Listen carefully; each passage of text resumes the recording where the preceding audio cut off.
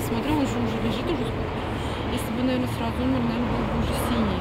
С 6-го этажа малыш упал на козырек 1-го. К мальчику добрались через балкон квартиры на 2-м этаже. Медики боролись за его жизнь, но 2-летний ребенок скончался в машине скорой. По предварительным данным, мальчик сам открыл окно и не удержался на подоконнике. Окна все закрываются, сейчас холод. Я не думаю, что вот там... Было, ладно, выпало, да. Летом еще А сейчас что, у них так открыто, залез. что ли, было все? Нет, мне кажется, что сам залез, да, открыл. Следком республики возбудил уголовное дело по статье «Причинение смерти по неосторожности». В момент трагедии в квартире находилась мать мальчика, его старший, также малолетний брат и родственник, который в тот момент спал.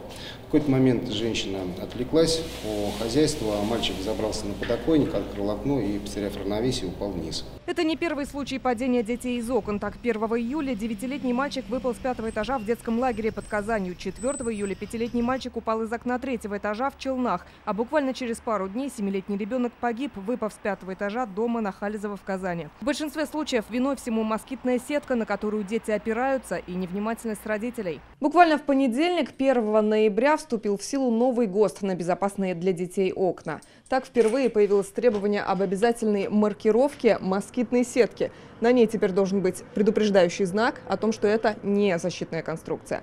Кроме того, на такие окна теперь нужно ставить не только детские замки, но и блокираторы, которые уберегут от случайного открытия. Требования ГОСТа адресованы как производителям, так и застройщикам, которые теперь должны устанавливать в новостройках именно такие окна. Если в квартире они старой конструкции, их не нужно менять, но обезопасить важно, тем более если в семье маленькие дети. Это обычная ручка с ключом. После того, как вы закрыли окно, вытаскиваете ключ и нажимаете кнопку.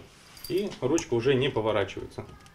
Такую ручку может установить любой человек, который умеет держать отвертку в руках.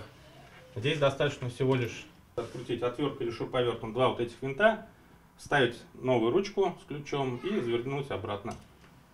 Самый простой и надежный способ. Разные виды замков продаются в строительных магазинах. Варианты можно найти на любую конструкцию окна и на любой кошелек. Все современные окна, которые устанавливаются в новых домах, они уже идут замками в основном. Вот. Стоит заметить то, что окна, которые ставились, например, в 2012-2013 году, они идут без замков, поэтому замки нужно устанавливать самим родителям. Мы поинтересовались у казанцев, озаботились ли они установкой замков на окна. У нас замок стоит для защиты детей, то есть и не стоит никакая мебель возле окна, ну то есть чтобы ребенок не мог подлезть. Окна не открываем. Нет, защиты нет никакой. Просто защелки обычные. Так он не откроет их. Старые такие еще, которые.